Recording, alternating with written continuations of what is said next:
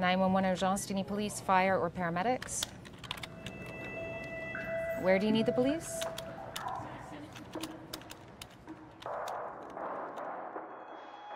I started in 2009.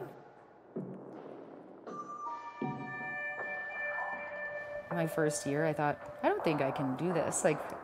And by my second year, I was still doing it, but I thought, I know I can't continue to do this unless I find a way to react differently to the stress. We're not going to ever be able to stop the way we feel about things. The feelings are always going to come, but it's the way we process them, the way we react, that we do have some choice.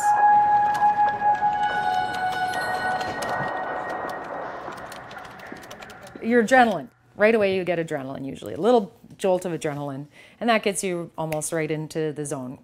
And you're alert, you're awake, and your training jumps in. 911 urgence, do you need police, fire, paramedics? Where do you need the police? Okay, how many people are there? What's going on? Okay, can you go into a different room where it's quieter? Okay, is there any way to get away from that person? We have certain questions that we're going to be asking. We have a call mask that's in front of us, that basic information we need to get right away. I mean, obviously the most important thing is going to be an address. We need to know where the police need to go. We need to get just some information about the guy that has the weapon. Okay, where is he right now? When someone's screaming on a bad cell phone, you have to kind of calm them down, get them to speak clearly enough to get an address. Okay, where is he going? I need you to listen to me. Okay, help is on the way. You're trying to get them to keep talking, not hang up, so that you can get as many details as possible. Who is there? Who's with you? Anyone injured? Do they need an ambulance? I can hear something happening. What's going on?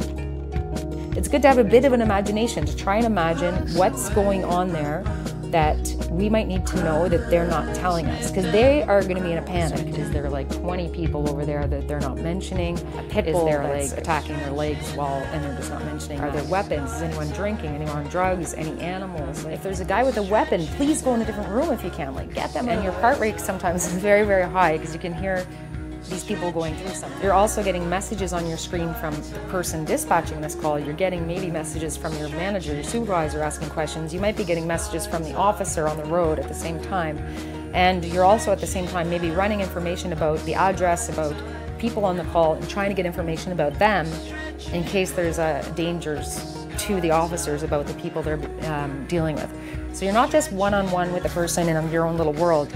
You're dealing with about 8 people at the same time while listening to this person, while trying to assess all that information. Okay, what kind of weapon do they have? Okay, how many people are in that room? But it's a very intense job at times, and we do a lot to support each other. I wouldn't be able to do it without the support of my colleagues. I wouldn't be able to do it without the support of really good management and the support of extremely good friends at home and really good practices when I'm not at work that help me balance and then be able to go back to that job.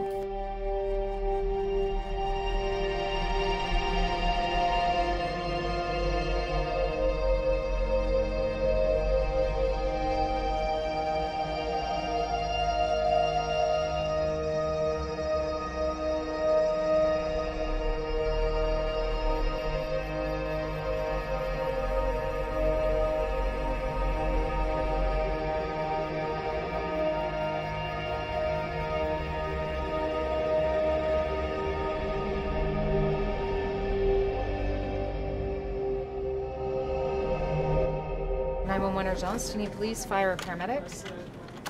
I see so many people suffering. Where do you need the police? I deal with it every day at work, and I realize in our society there's an enormous need for help for people who do suffer, and I'm grateful for my role in being able to be a compassionate person to those people.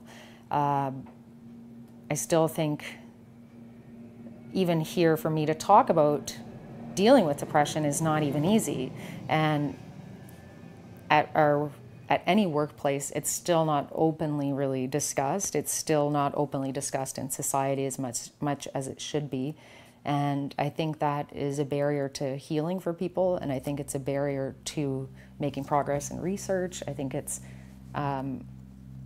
causes a lot of problems with people being able to get the help they need. But I think one of the biggest barriers to my own healing was the fact that I couldn't live openly and ask for help from anyone. And I had to live kind of a double life, a lot of my life.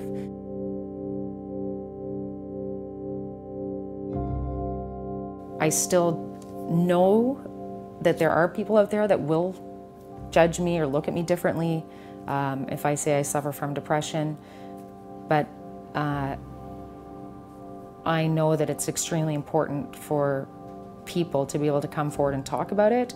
So that's why I'm talking about it, because we need to get to a point where people can freely talk about these issues so they get the help they need quicker, because it's a really, really big issue. It takes up so much of our police resources, and a lot of people wait till it's too late to get the help they need.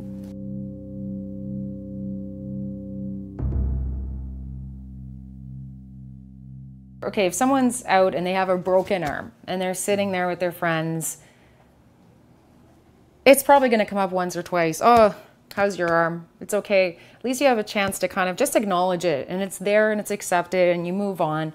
And, you know, if someone bumped your arm during that conversation, they're going to be like, oh, sorry, I didn't mean to step on your arm. You know, it's going to be noticed if they do something that might hurt your arm. If you're out with your friends and you're depressed and you've probably forced yourself to come out, and you're not allowed to mention that arm that whole time, and maybe they're going to say things during the conversation that hurts your arm, it's like you have this major physical issue, because I mean your brain is still physical, but it's like you have this major issue that you're not allowed to acknowledge, and it's very, very, very painful, and it's very, very real, yet it's not allowed to be acknowledged. So it creates an enormous feeling that it just kills your self-worth, because you feel like part of you is not allowed to exist.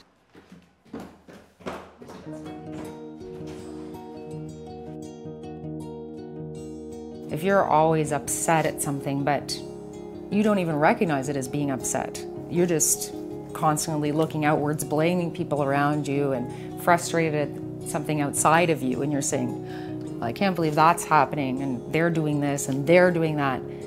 If you haven't looked inside and recognized what part you're playing in it, you can't even begin to change that. But the second you become aware of it, that's when you can tell yourself, today I'm going to do something different.